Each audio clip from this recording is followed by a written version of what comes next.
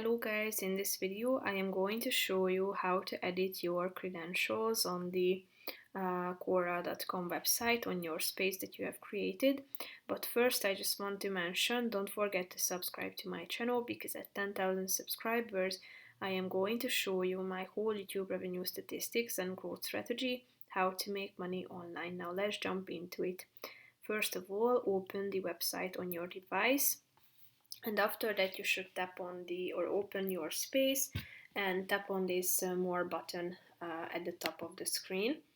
After that, click on edit your credential, and here you can select your space, and then describe a relevant experience.